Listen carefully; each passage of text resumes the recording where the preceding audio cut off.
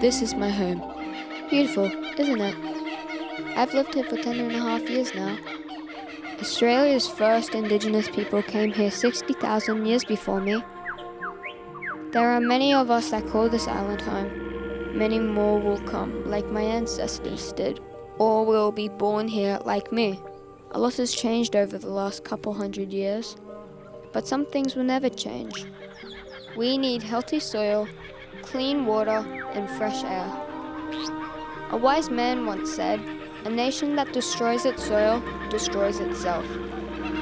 Forests are the lungs of our land. President Roosevelt said that. He was a pretty smart guy. My mom's pretty smart too.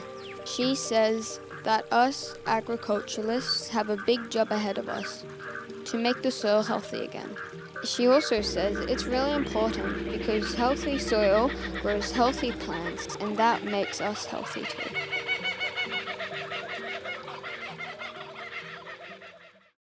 Welcome to the Healthy Farming Futures program.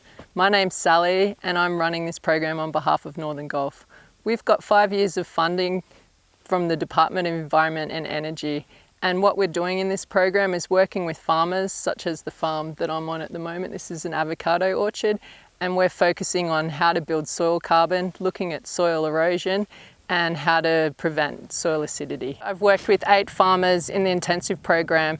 We've been doing one-on-one technical interactions, holding workshops and field days to learn about how the plants take carbon from the air and put it into the ground. Building healthy soil solves everything. Plants grow by making carbohydrates from carbon dioxide and water. They share these sugars with the soil microbes who, in exchange, feed the plant. This process builds soil.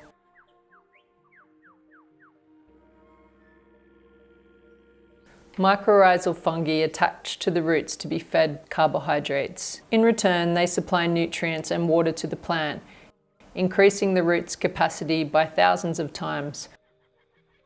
Through the consumption of carbohydrates and the production of a sticky protein called glomalin, the fungi produce soil aggregates and humus that can last for decades as soil carbon. Roots exude sugars to feed bacteria who, in turn, use enzymes to extract minerals from soil particles and organic matter, allowing the minerals to become plant available. Bacterial substances and consumption of bacteria by nematodes, protozoa, earthworms, and arthropods create smaller carbon-based soil aggregates. Healthy soil is full of carbon-based soil aggregates and soil life. Healthy soils, we see an increase in soil carbon, increases in water holding capacity and infiltration, an improvement in drought tolerance and essentially drought-proofing properties. We increase soil aggregation and soil life, and increase nutrient availability and retention. This program also looks at on-farm erosion. We're looking at ways that we can reduce the amount of topsoil loss on our farms. One of these strategies is ensuring mulch is put on the orchards every year. So here you can see some mulch awaiting to be spread out in the avocado orchard.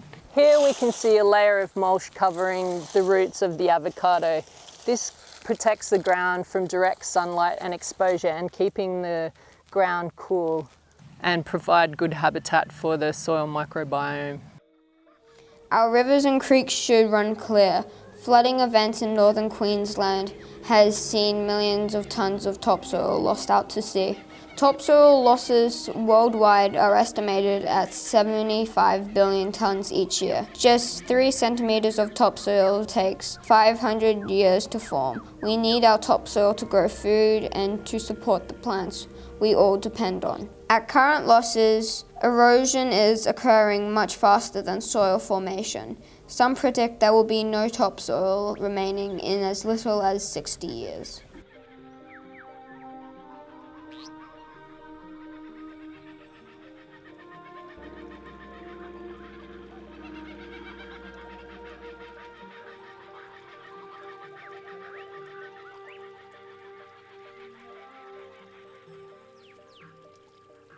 I'm here with Vibeke Gargan on her property at Matilba. Vibeka's been involved with the Healthy Farming Futures program this year. How have you found your involvement in the program?